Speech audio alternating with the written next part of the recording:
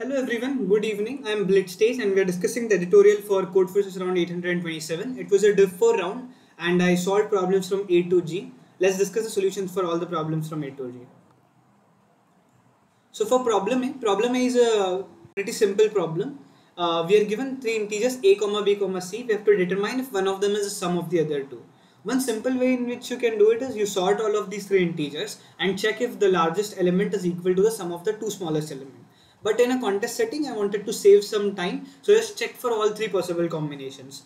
If c is equal to a plus b, if b is equal to a plus c, or if a is equal to b plus c, I output yes, otherwise I output no. Here I've already, for saving time in a contest, I've already defined functions for yes and no. So I just output yes if any of these three conditions are satisfied, otherwise I output no. Okay, let's move on to problem B. Okay, in problem B, we are given an array of n positive integers and we can rearrange these integers and we want to make sure that the array is strictly increasing. So if we rearrange the elements such that we sort all of the elements, we can always see if these elements are non-decreasing. Now if we want to make sure that they are strictly increasing, then all of the elements have to be unique. Otherwise, if two elements are same, we cannot, the smaller element can never be smaller than the larger element since both of them are same if we have any element which is repeated.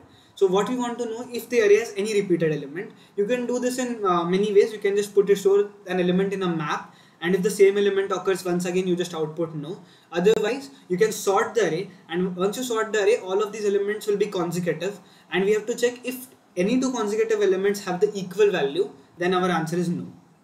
So I implemented it in the other way. I just sorted the array and checked if any two consecutive elements are equal, then I output no, otherwise I output yes. Now let's move on to problem C. Problem C is an interesting problem. We are given an 8 by 8 grid and horizontal rows are painted red and vertical columns are painted blue, and we all of the paint is done one over the other. So for example, row 1 may be painted, then row 3, then column 2 might be painted. We just want to know which color is painted last, and we know that at least one color is painted. So one crucial observation that you have to make is, let's say you have any paint, let's say you have an red color, and let's say finally blue color was painted. So this blue color would intersect all the red color rows and it would make one of their elements to be not red. For example, if I color row 2 to be red, at that moment all of the elements in row 2 would be red, but if I color it with color blue afterwards, then one of the elements will change from red to blue. So the only color for which you can find a straight complete line is the color which was used last. So what we want to do is we want to find if we can get a row which is completely red or a column which is completely blue. If that happens, that means that color was used last. I hope that is clear.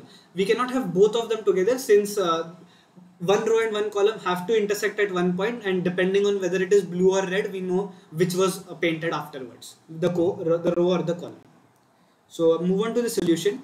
So basically we input the grid, which is an 8 by 8 character 2D vector, and then we check for each of the rows. Now if we check that in each of the rows, if it is completely colored by red, then we say that red was the final color. Otherwise, if this does not occur for any of the rows, we say that blue was the final color. So how do we implement this? We loop for all of the 8 rows. I set a variable OK to be true, which means OK represents whether this row is good.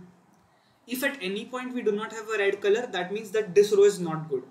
This row was not painted last or second last. There was some other color which was painted after it. For example, if you consider this red color row, if the blue color column would have been painted afterwards, just a second. If the blue color column would have been painted afterwards, then one of the elements in this row would have become blue. So even if one of the elements is not red, we know that this row cannot be the final row, and we set OK is equal to false. Now if OK is equal to true, we output red because we know that this row was the final row, there was no blue color after it, and return. If this does not occur for any of the rows, we just print B basically. That was problem C. Now let's move on to problem D. So problem D and E were fairly similar difficulty. Problem F and G were fairly similar difficulty according to me. So let's look at the problem. We have been given n positive integers a1 to an, and they lie from 1 to 1000. Find the maximum value of I plus j such that ai and aj are co-prime, or tell me -1 if no such I or j exists. One interesting thing is that n is 2 into 10 to the power 5, so we cannot have an O of n squared solution, but we can have an O of a squared solution. So O of a squared solution. So we have to think in that direction. What can we do with O of a squared? Generally, to check whether two elements are co-prime or not, uh, like we cannot tell, let's say if a1 is co-prime with a3, we cannot directly tell whether a1 will be co-prime with a5 or not, and that would be very complicated. So that's why we have to use this condition that ai's are bounded. So how can we use this? If we consider, then we can find out for every ai, for every value of ai, what all elements are co-prime to it. So we can loop between all pairs of all values of ai from 1 to 1000 and all values from aj from 1 to 1000, and we can check for each pair whether it is co-prime or not. But how would we take n into that? How would we include n in that? That is the important problem over here. So what we want to do is look at what we want to maximize. We want to maximize maximum value of I plus j. Let's say, let me move on to the board. Let's say I give you ai which is equal to 5. This occurs at index I is equal to 2, I is equal to 3. Then I have ai is equal to 6 which occurs at index 3, 4. And we know that 5 and 6 are co-prime. Both of these elements are co-prime. So if these are co-prime, which I and which j would you want to take? You would want, sorry, both cannot be 3. Let's say 4 and 5. Would you want to take 2 and 4 as maximizers of I and j? No. Since we know that 5 and 6 are already co-prime, we can just take the largest value for all of these indices. We can take the largest I and largest j, and their sum is what we can consider, 8. So that's what we want to do. We do not need to look at all 2 into 10 to the power 5 values. For each ai, for each value from 1 to 1000, we can just take a look at the maximum value. Maximum index at which this value is located. I hope the solution is now clear. So what we want to do, let's say we have some elements 7 and 13 which are co-prime to each other, and 7 occurs at index 2, 6, 10.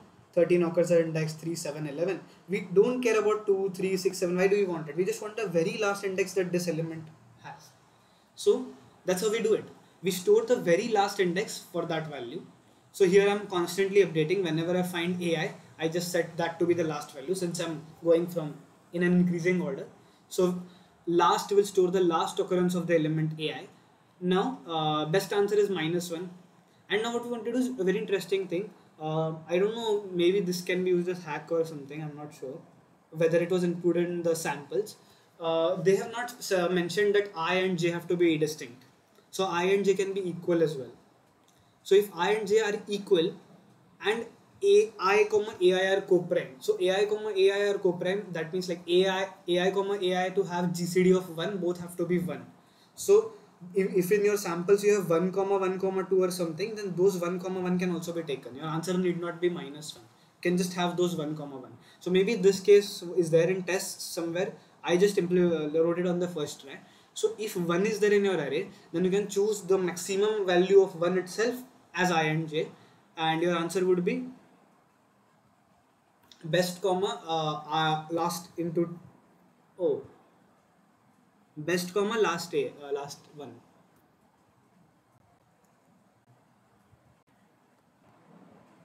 Okay, my mistake. You do not need this particular case because it is essentially just covered here itself, because you are checking the CD of I comma j is equal to 1. So you don't need that extra case. You can iterate from all values of ai from 1 to 1001, all values of j from 0 to 1001.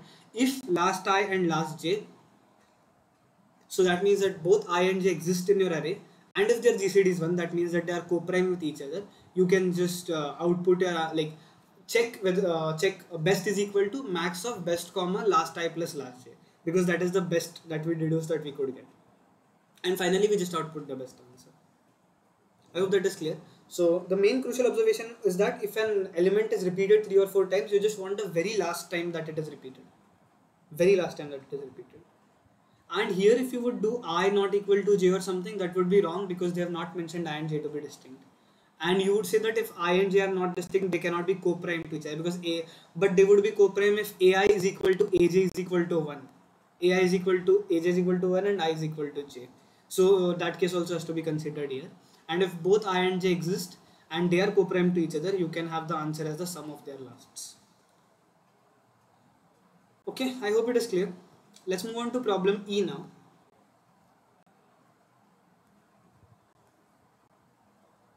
Yeah. Okay. This problem is a very classical binary search problem. Very classical. So what you want to have is that here you have a staircase with n steps, and ith step is ai meters higher than its predecessor, and first step is ai meters higher than the ground, and ground starts at 0 meters. Now we want to know if your maximum possible jumpable height is k, then what is the maximum that you can jump.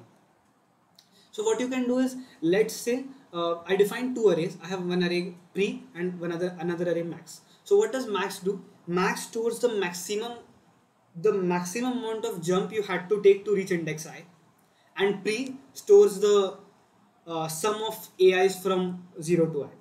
So for example, if you reach till step 3, you will have traveled a sum total of 1 plus 2 plus 1 meters, and the highest you would have had to jump is this index, which is 2. I hope you can see my mouse.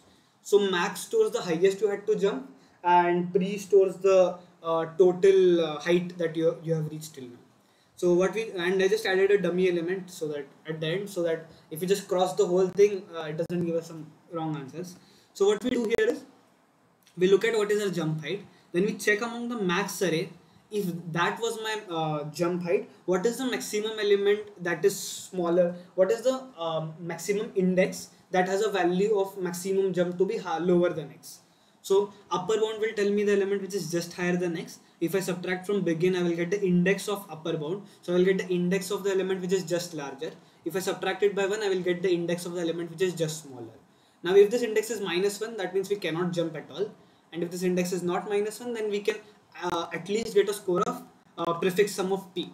So the first p steps could be jumped, and if we jump for the first p steps, we get an answer value of prefix of p. I hope this is clear as well. Let's move on to problem F now. Problem F is a slightly tricky-ish problem. It doesn't have a lot of algorithms. It's just tricky. So yeah, so we have two strings s and t, both are initially equal to a. Alperin will perform q operations of two types. Either he can append the string x exactly k times at the end of string s, or he can append the string x exactly k times to the end of string t. And you want to know if it is possible to rearrange the characters of s and t such that s is lexicographically smaller than t. One thing you need to realize is that you do not need to iterate 10,000 times or go through a long time. What you want to do is, you will sort t in such a way that the largest character will be at the very start, and you will sort s such that a will be at the very start. So the moment you get something like b or c or d or e or f or g for string t, you can just stop the process right there. You know that after this you can always get string s to be better, because the first index itself will be equal to a, and for t we will place this larger index as in the place of the first index.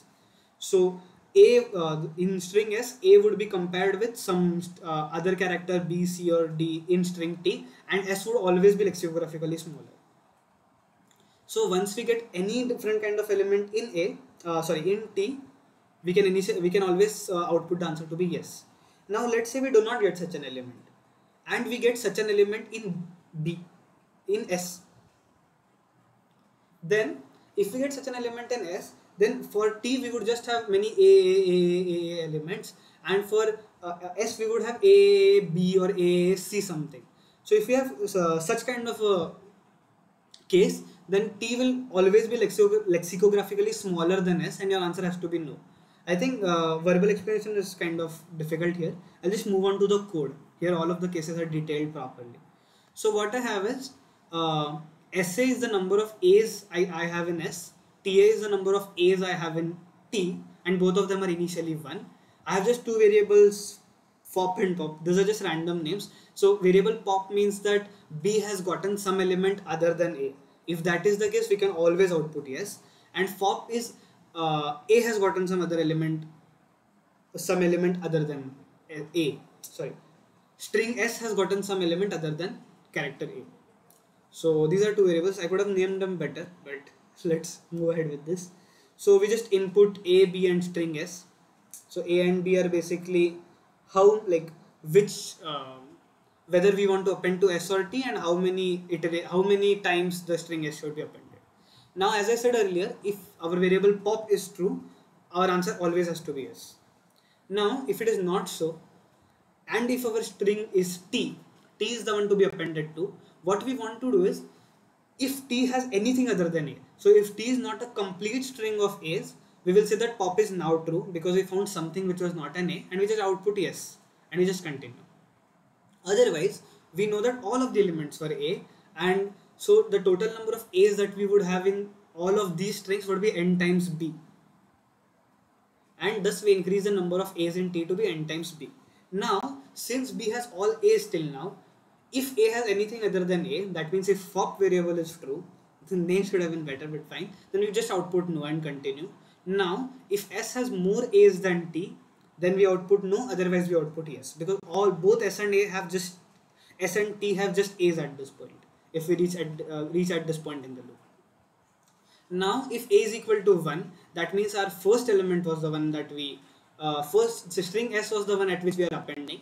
Now, if the string S already has some element other than A, and T is not going to get any worse now, so we can just output no. Whatever will happen, A will become only worse than T. So answer has to be no here. Now, if S does not completely have a string of A's, then we can still output no, because we know that B is completely a string of A's, and we make our pop variable to be true as well, and we continue. Otherwise, we increment the number of A's in S by n times B. Now, as I said earlier, if S has more A's than T, more or equal to A's than T, then we output no, otherwise we output yes. So this is like a very kind of slightly tedious problem of going through all of the cases one by one.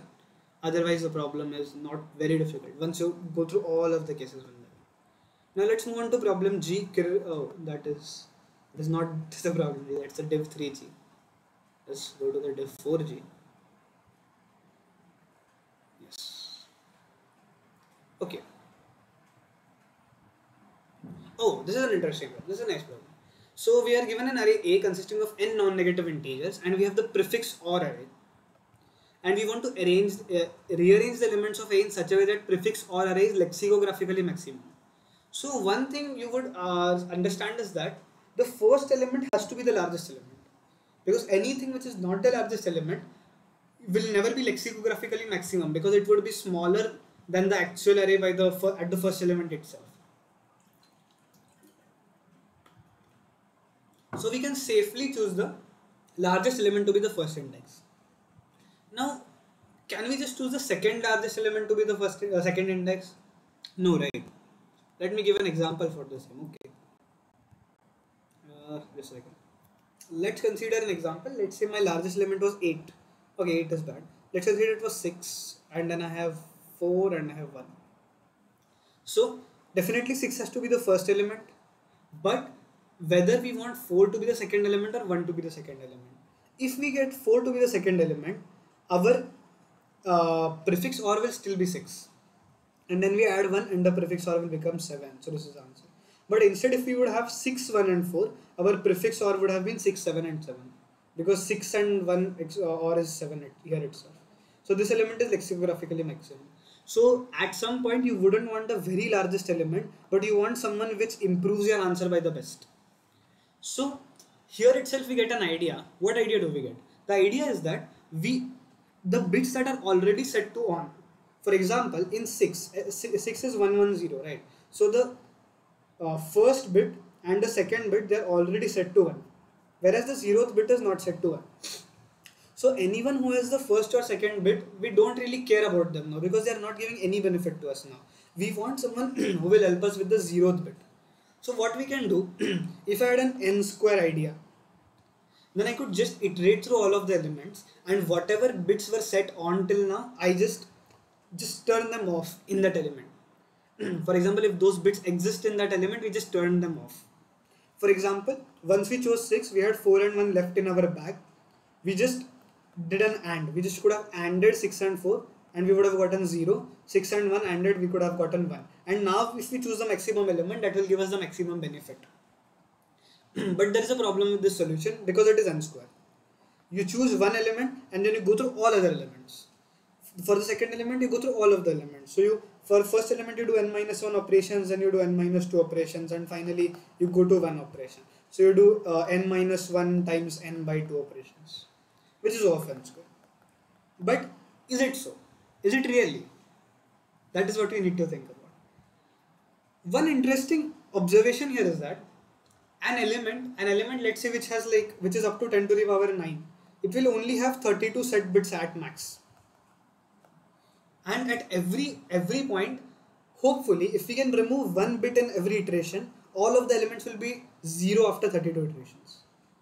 If we remove one bit in every iteration, after 32 iterations, all of the numbers will be 0. Now, once a number is 0, let's say I had OR of p minus 1 to be some k. Now if I just have zeros left, so like terms which will just contribute 0, then all of the elements after that would have an OR value of the same. So doesn't matter how you order these elements, they don't improve your OR at all, so you can just put them in any random order. And let's look at the solution now. So I hope you've realized. So what we want to do is, we can naively just go through all of the elements one by one and just AND them with our current element. And if their value is 0, just remove them. So every element would get removed after 32 iterations. So at max you would have 32 times n iterations, which is of n. That solves the problem. So you just had to take one observation that zeros are completely useless to us. That was the only observation we had to take, and let's move on to the solution. My variable naming is not so good here. So there is a set of all. Set of all contains all of the elements. Now what we wanted to do here was like interesting. Like we wanted to output the initial value. So let's say I have all of these zeros. I just can't keep on outputting 0 in my final answer. I need to know where they came from. I need to know whether they were 2, 6, 8 or 10. So what I do is I just store all of them in pairs, and I just like have their current value and I have the index. And since I want the set to be sorted from maximum to minimum, I just, instead of AI, I just put minus AI. That means that the largest element would be like, if I have element like 2, 5, 10, it would be stored like minus 10, minus 5 and minus 2. So you can just get the largest element from beginning. Okay, that's it. So we just check out the largest element, we just erase it and we add that element to our value. So I also have stored the index because we want to know where this element came from. So I just like do A of index and just put that guy in our answer. And now we go through all of the remaining elements and we calculate what is the remaining value. So what we wanted to do is, we did not want any bits which are already there. So to find what value we could have already gotten, we just do minus y of f and minus x of f. Since all are negative, I just have to make them positive first, then AND them. So whatever is AND, that is waste. So we want to know what is not waste, what extra we could get. That is yf minus yf and x of f, x dot f. F is first in the set. F is a short form for first in the set, and S is a short form for second in the set. I hope that is clear. Now if value of z is 0, we don't need it anymore, but we still need to output it as an answer. So I just have a vector which is bullshit, and those are all of the elements which will never contribute anything, and I'll just add them at the end. So I just add, if the value of z is 0, I just add our value a of y of s to bullshit. Otherwise I will just put it in the subsequent set. I have another set new all which I will use for the next iteration, and I will put this element in that set. And at the end of one cycle in the loop, I just update my current set like actual set value all to be the new set value. That's how we get all of these elements. And finally we just add all of the elements which I mentioned as bullshit, and finally output the answer. I hope the solution is clear. If there are any doubts, you could please ask in the comments. Thank you and have a great day.